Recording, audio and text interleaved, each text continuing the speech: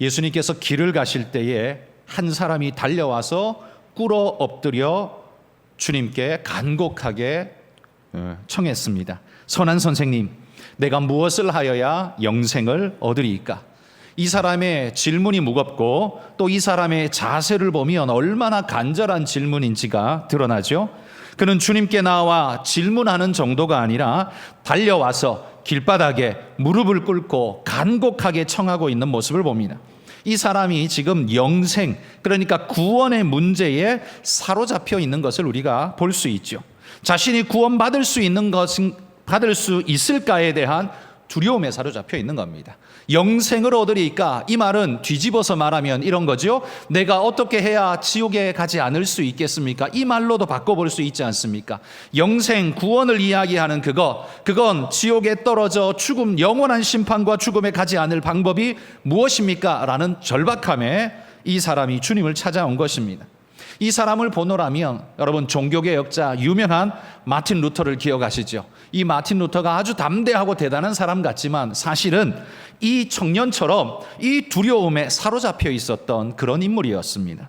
루터도 젊은 시절 이런 마음이 강했는데요. 루터의 부모님은 루터가 훌륭한 법조인이 되기를 바라서 물심양면으로 적극적으로 후원했습니다. 루터 역시 부모님의 기대를 저버리지 않기 위해서 노력했지만 늘 이 종교적인 질문, 영적인 질문 앞에 늘 자기 질문을 가지고 두려움을 가지고 있었습니다. 그런데 어느 날 천둥치는 그 빗길에 자기 친구가, 함께 가던 친구가 번개를 맞아 죽는 것을 보면서 두려움에 완전히 사로잡힌 루터는 하나님 앞에 이렇게 기도합니다. 하나님, 이 살려만 주시면 내가 사제가 되어 하나님 앞에 충성하고 헌신하는 그런 하나님 앞에 쓰임받는 자가 되겠습니다 라고 약속하게 됩니다.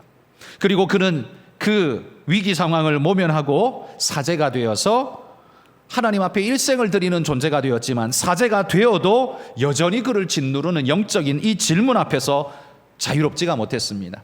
그는 비록 일명 사제가 되었음에도 불구하고 늘 고해성사를 할 수밖에 없는, 늘 죄가 생각나고 죄에 짓눌리고 어떻게 해야 되지라는 두려움에 떠는 존재, 그게 바로 마틴 루터였습니다. 그런데 그랬던 그가 로마서 말씀을 연구하다가 우리의 구원은 하나님을 향한 그 하나님이 주신 은혜로 믿음으로 되는구나라는 사실을 깨닫고는 완전한 해방감을 누리고 우리가 아는 그 멋진 마틴 루터로 변하게 된 것이죠.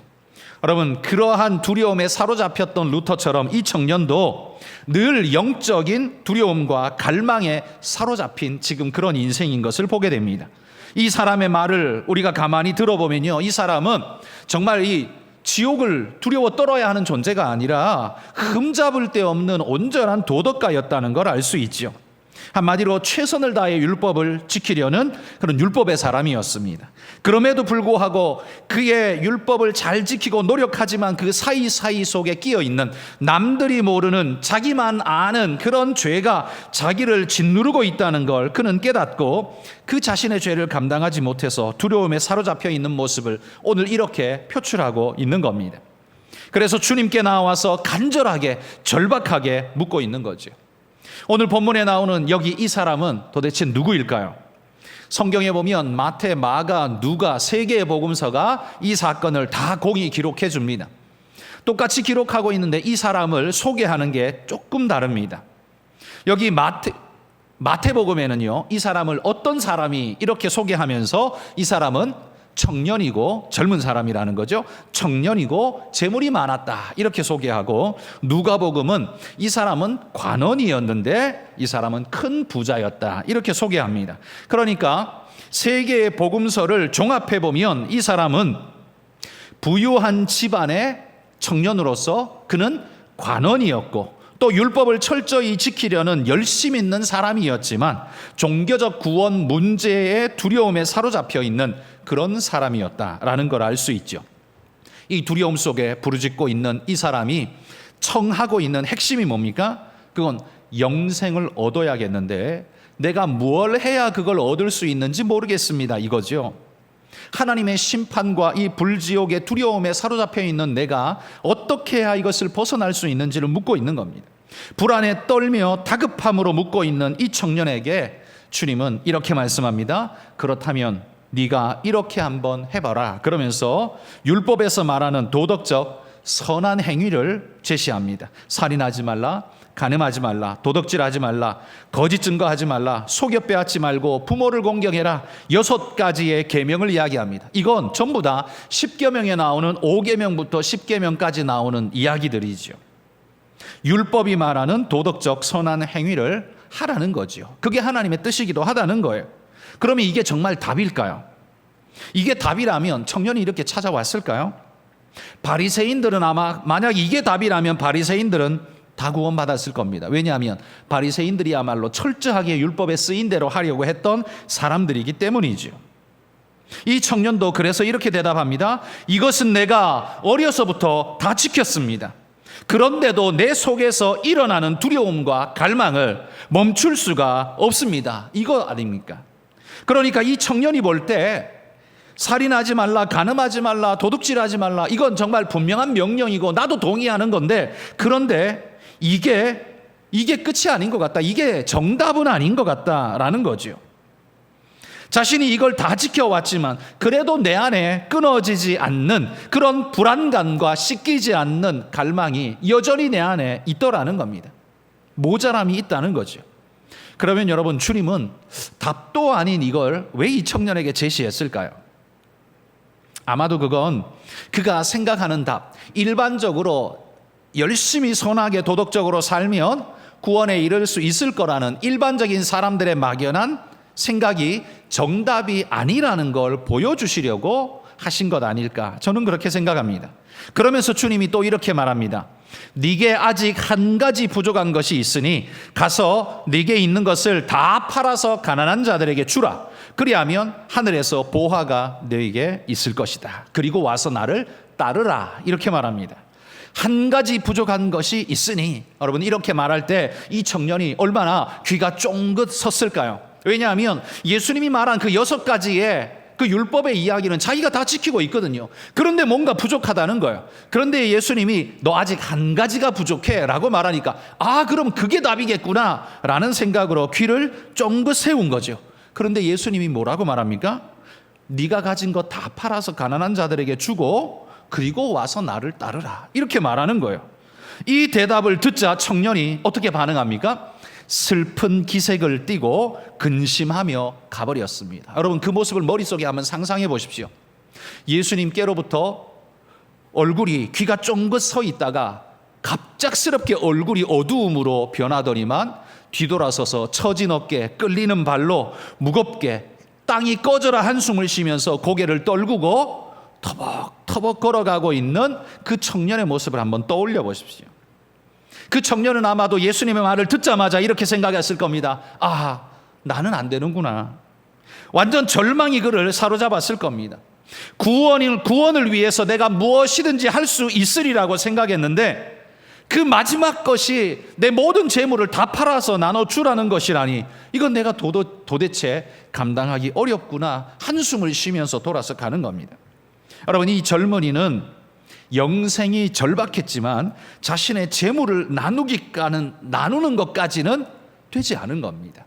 자신은 영생을 위해서 뭐든지 다 할 수 있을 거라고 생각했는데 할 수 없는 것이 나선 겁니다.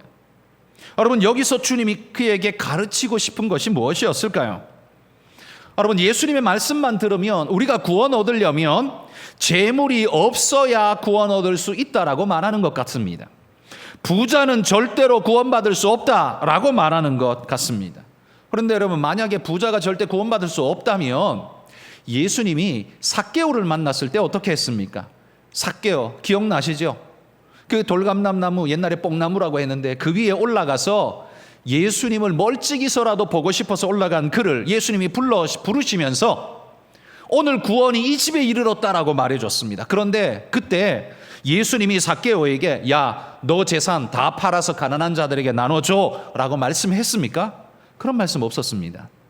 예수님은 삭개오에게 그런 요구 안 했습니다. 그럼에도 불구하고 삭개오는 자발적으로 자기가 자기 재산 절반을 떼어서 나눠주고 자기가 누구의 것을 토색한 일이 있으면 4배나 갚겠습니다라는 자발적인 고백을 했습니다. 그때 예수님은 구원이 이 집에 이르렀다라고 아주 기뻐하면서 주님이 그런 칭찬을 해 주셨습니다. 예수님은 직접 이 삭개오에게 너 재산 다 팔아 그리고 나눠줘 말씀한 적 없습니다. 그런데 이 청년에게는 그렇게 지금 말하고 있습니다. 둘의 차이는 도대체 뭘까요?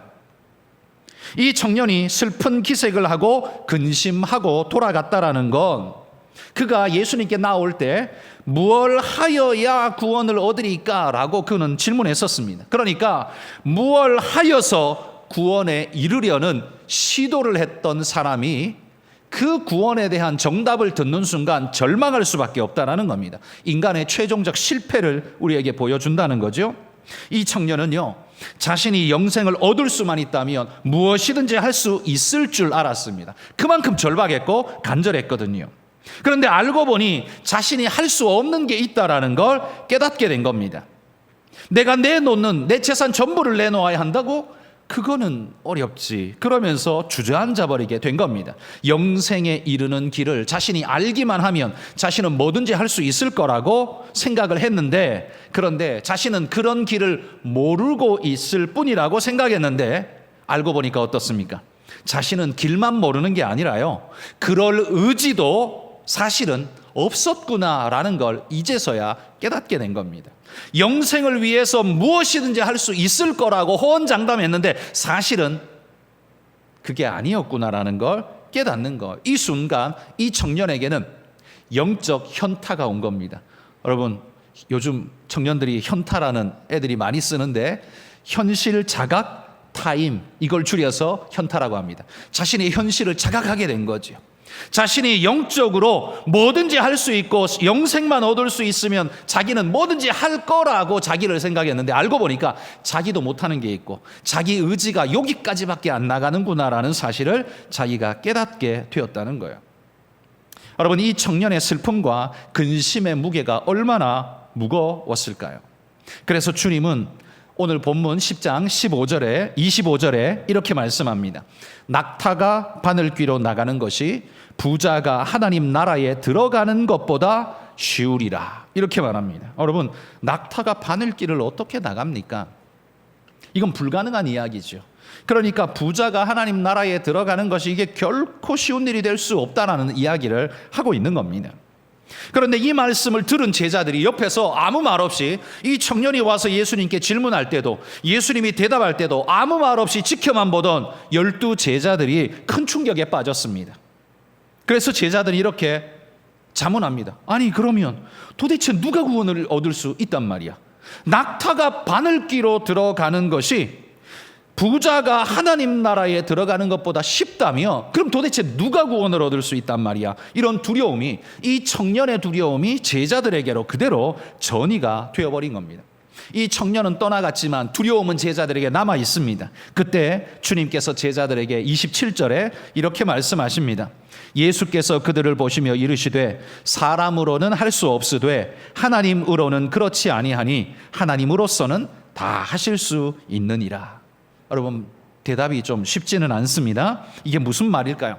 한마디로 말하면 이겁니다. 구원은 사람이 완성하는 것이 아니라 하나님이 완성하시는 것이다. 이 말씀을 하고 있는 겁니다. 이 청년이요, 주님께 찾아와서 간구했던 것처럼 무엇을 하여야 라고 말했습니다. 내가 무엇을 하면 구원에 이를 수 있다라는 그런 가정을 가지고 예수님께 찾아온 거죠. 그런데 주님이 지금 이 청년이 할 수 없는 것을 제시한 겁니다. 자신이 영생을 위해서 해야 할 걸 다 하지 못하는구나, 내가 여기서 한계구나, 내가 넘어서지 못하는구나 라는 사실을 깨닫게 된 겁니다. 그러니까 이 청년은 절망하면서 돌아간 거예요. 그러니까 주님은 지금 구원이, 그가 요구한 영생이 인간의 노력으로 얻어낼 수 있는 어떤 것이 아니라 하나님이 완성하시는 것이라는 사실을 지금 이 제자들에게 가르쳐 주고 있는 겁니다. 그러면 여러분, 인간이 이 땅에서 선하게 살려고 노력하는 모든 수고는 그럼 헛된 걸까요? 아니, 우리가 뭔가를 해가지고 이룰 수 있는 게 아니라면, 우리가 하는 모든 일은 다 쓸데없는 일이고 하나님이 해야 한다면 내가 뭔가를 하려고 하는 모든 일, 특별히 율법적 선을 위한 노력이나 수고, 이게 다 쓸데없는 일일까요? 그렇진 않습니다. 그건 율법적 삶이 아니고요, 그런 노력 자체를 하지 말아야 되는 것도 아닙니다. 성경이 만약에 그게 율법적인 일이고 쓸모없는 일이라면 구약에서는 그걸 요구했을지 몰라도 적어도 예수님의 구속 사건이 일어나고 난 신약에서는 더 이상 그런 선에 대한 요구가 없어야 할지 모릅니다. 그러나 신약에도요, 구약과 똑같이 우리에게 선할 것을 오히려 더 많이 강조합니다. 더 많이 요구하고 있습니다. 그럼 뭡니까? 성경에서 우리에게 선을 요구하는 건 여러분 율법적 요구가 아닙니다. 율법적 요구, 이 말이 어떻게 들리십니까? 사실 문자 그대로 말하면 법적인 요구 조건이라는 말인데, 이게 율법적 요구라는 우리가 쓰는 교회적 용어로 받아들이면 어떤 의미냐 하면 우리가 구원을 얻기 위한 요구 조건이 무엇이냐 이겁니다. 이런 걸 두고 우리는 율법적이라고 말하죠. 우리가 율법적이라고 말할 때 그 목표는 늘 구원입니다. 그래서 그 구원을 이루기 위해서 뭘 해야 하는가, 이걸 가리켜 우리는 늘 율법적이라고 부르는 거죠. 그러나 그리스도인이 선하게 살아야 하는 건요, 율법적이지 않습니다. 이 말은 구원을 이루기 위해 선하게 살아야 하는 조건이 우리에게 따라붙는 게 아니라는 말이에요. 그리스도인이 선하게 살아야 하는 삶의 명령은 구원에 이르기 위한 명령이 아니라 구원에 이른 자들이 보여줘야 할 삶의 태도. 내가 구원을 이루고 났더니만 어떻게 해요? 감격과 기쁨과 길을 발견하고 난 다음에 하나님 앞에 그런 삶을 살리라, 그렇게 결단한 모습이 보이는 게, 그게 바로 그리스도인의 선한 삶이라는 거예요. 우리가 예수 믿고 주님을 닮은 모습으로 거룩하게 살아가려고 몸부림치며 살아가는 변화된 우리의 모습, 그걸 신학적 용어로 성화라고 부릅니다. 거룩으로 닮아간다는 거죠. 거룩하게 되어간다는 말입니다. 이게 성화죠. 그런데 여러분, 거룩하게 되어가는 성화를 계속 이루면 우리는 구원에 이를 수 있을까요? 성화가 하나님을 닮아가는 거룩으로 나아가는 길인데, 그러면 그걸 계속 수준을 높이면 결국 구원의 완성, 거기 이를 수 있을까요? 불가능합니다. 성화를 완성해야 구원에 이르는 게 아닙니다. 성화는요, 구원에 이른 자들이 시작할 수 있는 게 성화입니다. 그러니까 세상 사람들이 도덕적으로 사는 걸 성화라고 부르지 않습니다. 왜냐하면 그들은 그냥 도덕적으로 살 뿐이지 하나님을 향해 사는 게 아닙니다. 주님의 모습을 닮아 사는 게 아니에요. 그런데 우리 안에 일어나는 성령이 이끄시는 성화는 하나님을 모델로, 하나님을 닮아 살며 그분의 요구를 따라 살아가는 하나님을 향한 삶, 그게 성화거든요. 그러니까 그들이 도덕적으로 사는 건 성화라고 부르지 않습니다. 예수 믿고 변화된 우리가 하나님을 구주로 모시고 믿음으로 주님 닮게 살아가는 변화된 나의 삶, 그걸 성화라고 불러요. 그러니까 성화는 구원을 목표로 살아가는 게 아닙니다. 구원을 이루기 위해서 성화하는 게 아닙니다. 구원을 이룬 자가 성화를 시작할 뿐이에요. 이해되십니까? 우리는 구원 얻기 위해 성화 제대로 못 이루면 나는 지옥 가면 어떡하지? 나는 착한 일 2개밖에 못했는데 3개 해야 되는데 2개밖에 못했는데, 이렇게 생각하시면 안 됩니다. 성화는요, 구원을 이루기 위한 요구 조건이 아닙니다. 구원을 이룬 자가 하나님을 흠모하고 사모함으로 달려가는 삶의 모습, 그게 성화라는 말이에요. 여러분, 우리의 성화, 그러면 이 성화가 우리를 완전에 이끌지 못한다고 했습니다. 죽을 때까지 성화를 쌓아간다고 해도 하나님이 요구하시는 그 선의 절대 요건에 결코 다가갈 수 없습니다. 그럼 뭡니까? 우리가 지금 성화 노력하고 있는 건 다 쓸데없는 짓입니까? 아니라는 말이죠. 우리의 성화는요, 우리의 구원을 위해서 필요한 게 아니라 하나님의 영광과 전도를 위해서 필요한 겁니다. 구원은 이미 예수 그리스도를 믿는 중생의 순간에 이미 구원은 우리가 얻었습니다. 그리고 중생 한 자가 예수님을 닮아 살아가는 삶이 성화인데, 그러니까 우리의 성화는 구원을 목적으로 달려가는 게 아닙니다. 구원은 이루었고 주님의 아름다운 모습을 향해 닮아 살아가는데, 그 목적은 하나님의 영광과 전도를 위해서 필요한 거라는 말이에요. 우리가 그리스도로 인해 변화되고 삶이 새로워지면 믿지 않는 사람들이 우리를 보면서 하나님의 영광을 하나님께 영광을 돌리게 될 겁니다. 저 사람 예수 믿더니만 사람이 정말 많이 달라졌어. 저 사람 교회 다닌다더니만 예수 믿는다더니만 참 많이 바뀌었네. 여러분, 이 말이요, 불신자가 하나님 앞에 돌릴 수 있는 진짜 멋진 영광의 찬양입니다. 근데 그 찬양을 누구 때문에 돌려요? 우리 때문에. 거룩한 아름다움으로 살아가려고 몸부림하는 성도들 때문에 돌릴 수 있는 바로 그 아름다운 고백인 거예요. 여러분, 우리가 하나님 앞에 이 성화의 아름다운 모습을 이루면 하나님이 영광 받으십니다. 불신자들의 입을 통해서 하나님이 영광을 받으십니다. 그뿐만 아니라요, 우리의 성화는 사람들을 구원으로 초대하는 기초 길잡이 역할도 합니다. 사람들이 우리 모습을 보며 나도 저렇게 되고 싶다. 저 사람은 가진 것도 별로 없는데 저 어려운 중에도 천국의 소망 가지고 저렇게 멋지게 아름답게 행복하게 살아가는데 나도 예수 믿으면 저렇게 될 수 있을까? 나도 그 어려움 속에서 저 사람처럼 소망 가운데 살 수 있을까? 여러분, 이런 마음을 어떻게 가질 수 있을까요? 믿는 자의 모습을 보고 도전받은 자가 그런 마음 가질 수 있는 겁니다. 그러니까 성화의 모습으로 살아가는 우리의 모습이 믿지 않는 그들로 하여금 구원으로 이끌어갈 수 있는 기초 길잡이 역할을 할 수 있다는 거예요. 그들의 마음속에 영생의 소망을 넣고요, 하나님을 향한 생각을 밀어넣을 수 있는 게 바로 우리가 성화의 모습을 이루어가면 이루어지는 열매라는 말이에요. 그러니 여러분, 우리가 하나님 앞에 온전하게 살려는 그 성화는 그 성화로 열심히 노력한다고 해서 우리가 완벽해지느냐? 그건 아니라고 했습니다. 뭐 안 되는데 왜 하느냐? 그건 바로 하나님의 영광과 전도를 위해서 하는 거라고 했습니다. 아니, 그러면 하나님의 영광만 위하지 나한테는 소득이 없지 않느냐? 말할 수 있지만 여러분, 우리에게 소득이 없는 게 아닙니다. 우리에게도 큰 유익이 있습니다. 첫 번째는 하나님의 칭찬이 있습니다. 하나님의 칭찬은요, 말로만 하고 끝나는 게 아니에요. 하늘에 상급이 있다는 거예요. 예수님이 2달란트, 1달란트, 2달란트, 5달란트 준 자들에게 뭐라고 말했습니까? 5달란트 받은 자가 남기고 왔더니만 작은 일에 네가 충성하였으니 주인의 잔치에 참여하라 그러면서 그 5달란트를 그에게 선물로 주면서 그를 잔치자리에 초청하지 않습니까?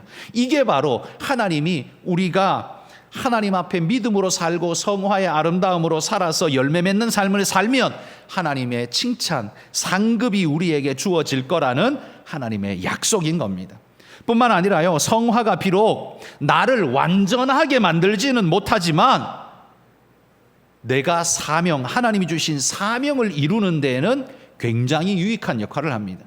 내가 거룩해져 가면, 성화를 이루어 가면 하나님이 내게 주신 사명을 이루는데 엄청난 유익이 될 겁니다. 그리고 나는 더 나은 사람으로 발전해 갈 겁니다. 그런데 이게 끝이 아닙니다. 이거보다 정말 중요한 선물이 있습니다. 그럼 뭐냐면 하나님이 그런 믿음의 사람, 성화를 이루어가는 사람에게요, 하나님이 약속한 영화의 축복을 우리에게 주신다고 합니다.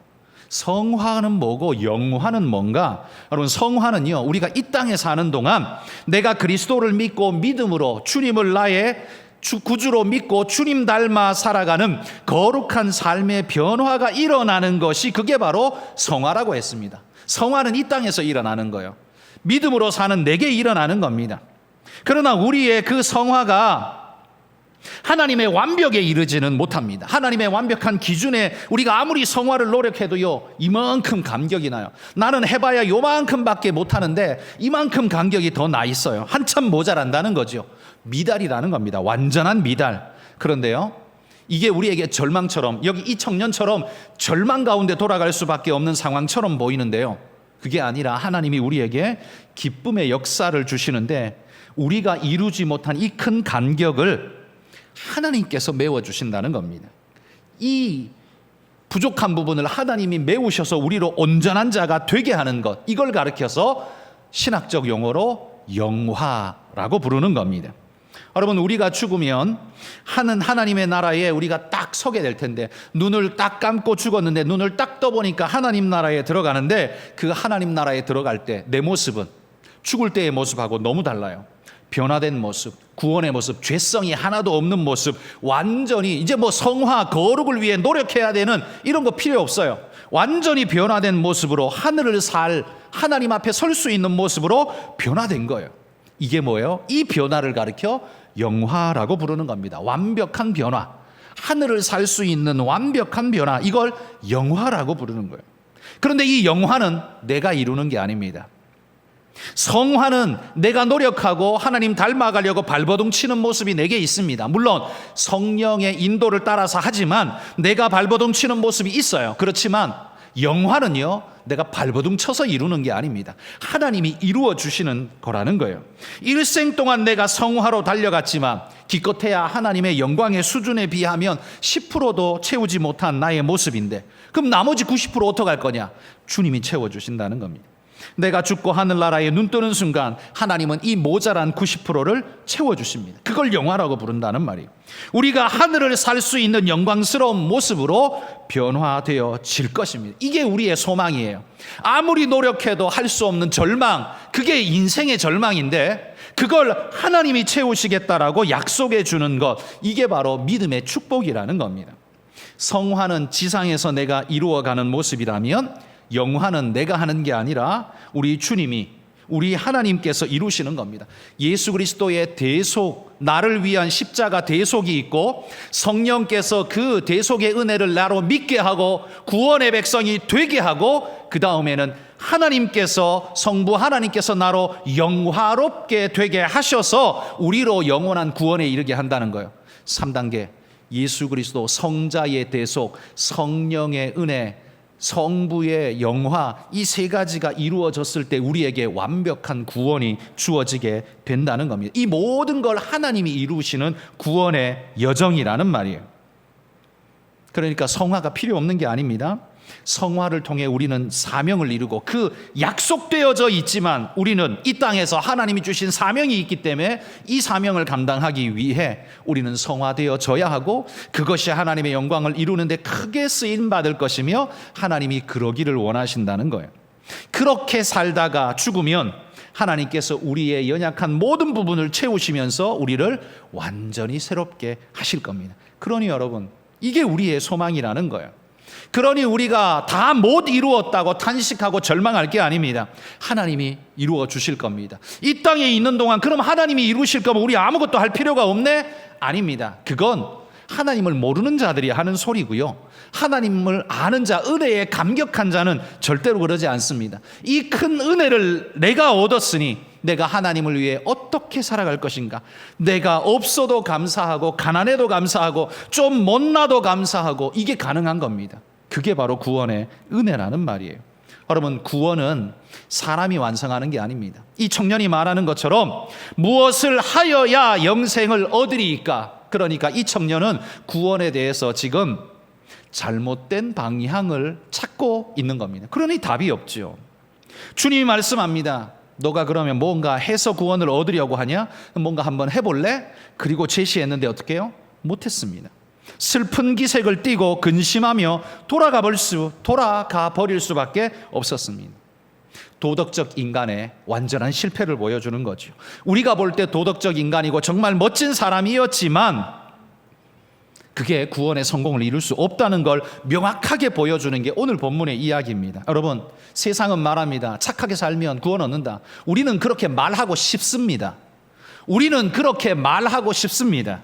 그래야 또 도덕이 권장되어질 수 있으니까요. 그러나 현실적으로 우리가 착한 일을 요만큼 했다고 해서 우리가 저 천국에까지 갈 만큼 이 사다리를 쭉 늘려서 천국까지 올려놓을 수 있습니까? 인간의 착한 일 몇 개 했다고 구원의 사다리가 천국까지 이어질 수 있습니까?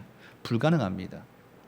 하나님이 그 사다리를 내려주셔야 우리는 그곳에 갈 수 있는 거지, 우리가 착한 일 몇 개 했다고 갈 수 있는 게 아닙니다. 그러므로 여러분, 우리에게 필요한 것이 뭡니까?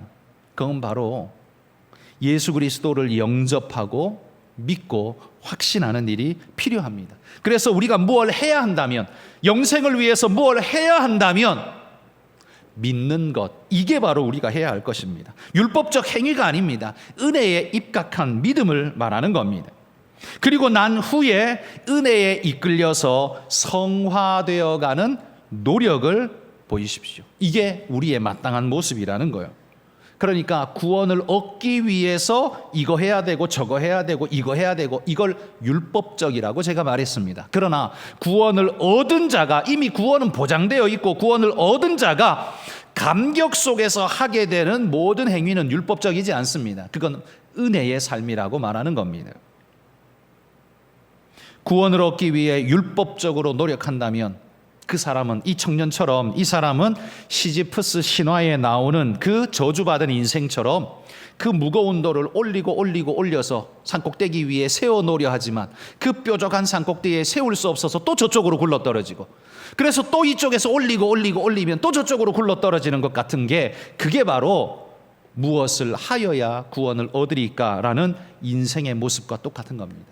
무엇을 하면 이루었나 싶은데 이룬 게 아니에요. 빈자리가 너무 많이 보여.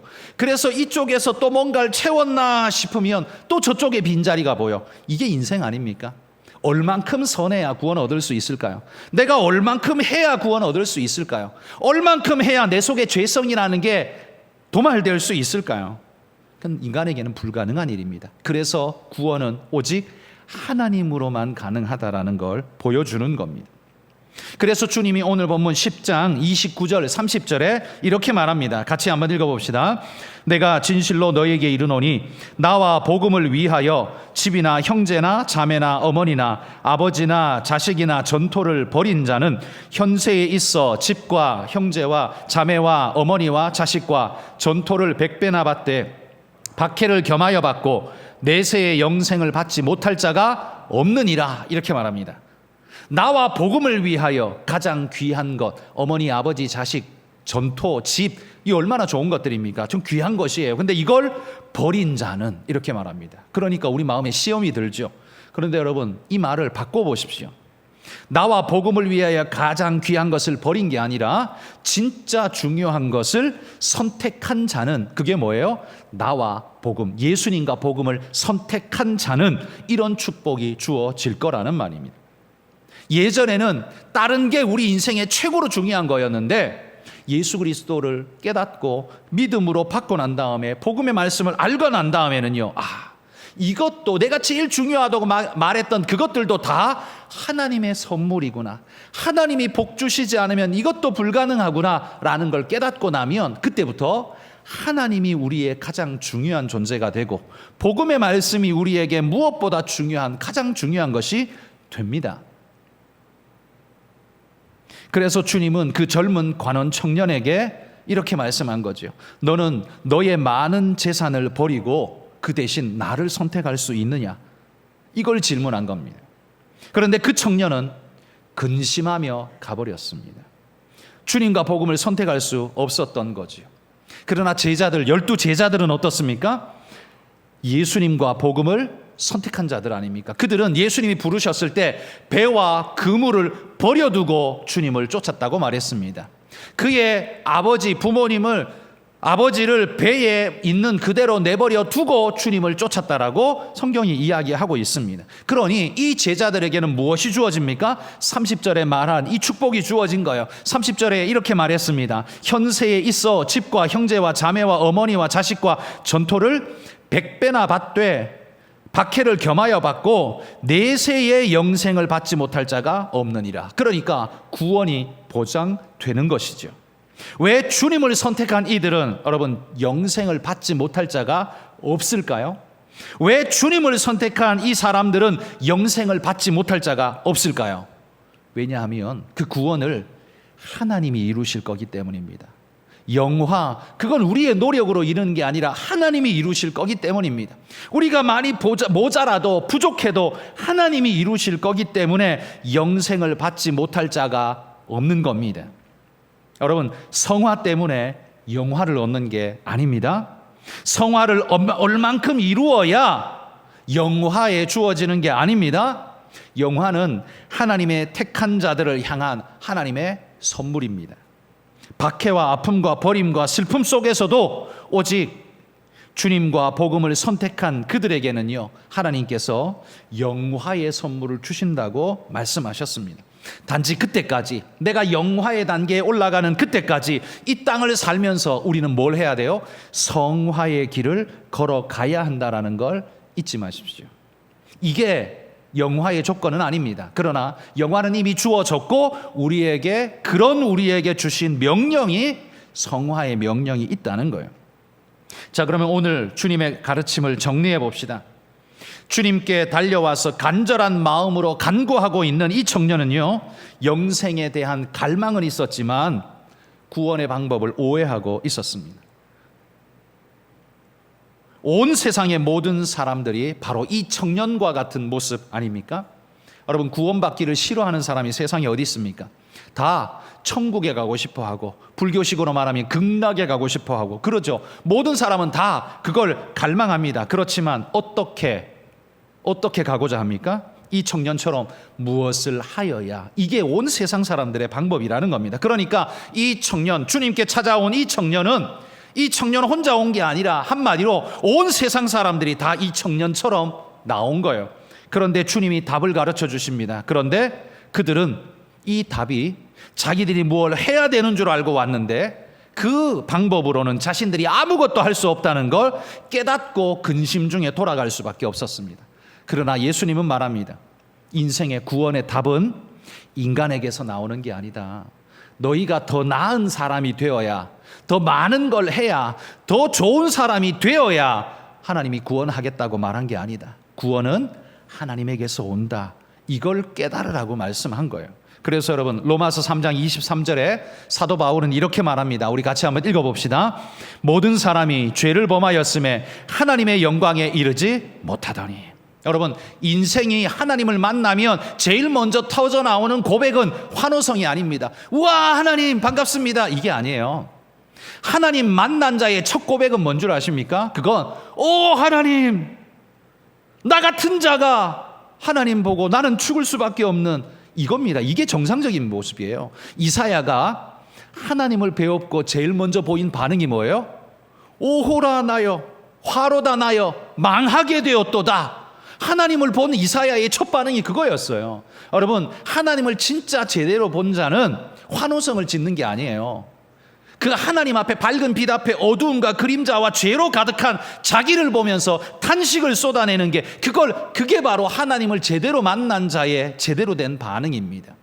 자기 죄가 보이는 거죠. 그래서 모든 사람이 죄를 범하였음에 하나님의 영광에 이르지 못한다는 이 말씀을 제일 먼저 만나야 하는 겁니다. 그렇지 않고 그냥 하나님 보니까 좋아요, 해피해요 하고 그냥 한쪽에는 자기 삶의 모든 것 그거 가지고 있고, 한쪽 편에는 하나님의 천국 구원 양쪽 주머니에 쑤셔놓고 그렇게 기쁨으로 살아가는 게 아니에요. 하나님의 은혜를 만나려고 하면 제일 먼저 거쳐가야 할 통로가 뭐냐 하면 자기 죄를 자복하는 겁니다. 죄를 경험하지 않고 죄에 자복하지 않고 하나님의 영광에 온전하게 도달하는 자는 없습니다. 그래서 주님이 이렇게 말씀합니다. 요한복음 16장 4절 말씀 읽어봅시다. 예수께서 이르시되 내가 곧 길이요 진리요 생명이니 나로 말미암지 않고는 아버지께로 올 자가 없느니라. 여러분, 그러니 여러분, 착한 일 좀 한다고 구원 얻는다, 여러분, 이건 하나님 앞에 굉장히 건방진 소리입니다. 네가 착한 일을 내가 원하는 만큼 할 수 있어? 예수님이 지금 이 청년한테 하는 질문 그대로입니다. 우리가 착한 일에서 구원 얻는다고 생각한다면 하나님이 이렇게 반문하는 거예요. 그래, 그러면 너 한번 해봐. 내가 요구하는 요구량만큼 네가 착한 일을 할 수 있어? 아무도 못하는 거예요. 그래서 절망 가운데 돌아갈 수밖에 없는 거예요. 그게 인생의 현실이라는 거예요. 그럼 구원이 어떻게 이루어지느냐? 하나님으로만 가능하지 인간으로는 불가능한 거예요. 그러니까 하나님으로 가능한 게 뭐예요? 예수님만이 길이요 진리요 생명이란 걸 깨닫고 내 죄를 씻음받고 그분을 통해 구원의 은혜가 하늘로부터 내게 온다는 걸 받아 누릴 때에만, 그때에만 우리에게 진짜 구원이 이루어지는 겁니다. 여러분, 교회 나와서 난 교회 나오니까 천국을 그냥 얻은 자처럼 생각하십니까? 착각하지 마십시오. 착각하지 마십시오. 십자가에 죄 고백이 없이 그냥 룰루라라 나는 내가 누리고 있는 거 다 좋아, 해피해. 근데 거기에 구원받으면 더 좋지. 그러니까 구원도 난 가지고 이것도 가지고 구원도 가지고 난 이렇게 살 거야. 그렇게 살아보십시오. 구원이 진짜 이루어지는가? 내 죄의 고백이 없이 하나님의 은혜의 십자가 눈물의 골짜기를 지나지 않고 주님을 만나지 않고는요, 우리의 기대일 뿐 구원이 여러분 온전하지 않습니다. 여러분에게 주님을 진짜 만나는 사람은 자기 죄를 발견합니다. 제일 먼저 환호가 아니라 절망의 탄식부터 하는 겁니다. 그리고 그런 나에게 구원은 오직 하나님 은혜로만 가능합니다. 이걸 고백하는 자만이 진짜 구원에 이를 수 있다는 겁니다. 그래서 사도 바울이 이렇게 말합니다. 로마서 3장 28절 같이 한번 읽어봅시다. 그러므로 사람이 의롭다 하심을 얻는 것은 율법의 행위에 있지 않고 믿음으로 되는 줄 우리가 인정하노라. 늘 주님 앞에서만 왔다가 돌아가는 사람들, 그들이 누굽니까? 율법의 행위로 뭔가 해보려고 이 청년처럼 무엇을 하여야 구원을 얻으리까 라고 외치던 그 사람들입니다. 도덕적으로 착하게 살면, 뭔가를 하면 구원에 이를 수 있습니까? 라고 묻던 사람들입니다. 그러나 율법의 행위로 말미암아 구원에 이를 수 있는 자가 없습니다. 내가 얼만큼 해서 천국까지 내 사다리를 쭉 뻗어가지고 내가 저 천국에 올라갈 수 있을 만큼 사다리를 뻗쳐 올릴 사람이 세상에 누가 있습니까? 도대체 얼만큼 선하면 거기까지 올라갈 만큼 사다리를 뻗어낼 수 있습니까? 불가능합니다. 오직 하나님이 주셔야 합니다. 여러분, 이 도덕적 방식으로 달려가는 사람들, 그들의 수고는 가상합니다. 그래서 주님도 21절에 보면 그를 보시고, 이 청년을 보시고 사랑하사 이렇게 표현했습니다. 분명 그 청년은 그냥 돌아갔지만 그래도 주님은 그를 사랑하사라는 표현을 쓰고 있습니다. 정말 귀한 모습 몸부림이잖아요. 그렇지만 안타까운 거죠. 구원에는 이르지 못하는 안타까움입니다. 여러분, 그 청년은 잘난 자였습니다. 관원입니다. 그 시대의 대단한 관원, 부자, 그리고 젊은 청년이었습니다. 모든 것을 갖추고 있는 전도 유망한 존재로 보입니다. 그렇지만 이 사람보다 12 제자들은 배우지도 못했고 가진 것도 없는 그들이지만, 이 제자들은 하나님의 구원을 이미 확보하고 감사와 기쁨으로 살아가는 존재들이 되었습니다. 이게 훨씬 낫지 않습니까? 여러분, 내가 1조 원을 벌어서 뭐든지 할 수 있는 그런 사람이 되었다, 떵떵거릴 수 있는 사람이 되었다. 그런데 1조 원 다 써보지도 못하고 죽은 다음에 지옥 가야 된다. 그러면 여러분, 1조 원 쓰다가 지옥 가는 사람 되겠습니까? 아니면 1조 원 그까짓 거 없어도 나는 하나님과 함께 기쁨으로 오늘을 살다가 저 천국에 가겠다, 이런 사람이 되시겠습니까? 어느 게 더 낫습니까? 여러분, 우리는 하나님이 기뻐하시는 믿음의 삶, 그리스도로 말미암아 은혜에 이르는 삶, 그래서 여러분, 삶에 어떤 난관이 닥쳐도, 어떤 절망적인 사건이 내게 다가와도 하나님이 주신 은혜에 감격합니다, 감사합니다 하고 넉넉히 이겨낼 수 있는 그런 믿음의 사람이 되는 겁니다. 구원은요, 우리의 노력과 수고로 되는 게 아니라 하나님의 은혜로 됩니다. 그러나 구원 받은 자에게는 하나님이 반드시 성화를 요구하십니다. 그래서 우리는 선하고 아름다운 믿음의 모습으로 살아야 합니다. 이 과정을 잊지 마시기를 바랍니다. 우리의 수고와 노력으로는 구원을 이룰 수는 없지만 구원을 이룬 자에게 명령하는 하나님의 명령은 성화에 있다라는 사실을 기억하고 열심으로 살아서 주님 앞에 아름다운 열매를 올려드리는, 주님의 영광을 올려드리는 그런 믿음의 승리자들이 다 되시기를 주의 이름으로 축복합니다.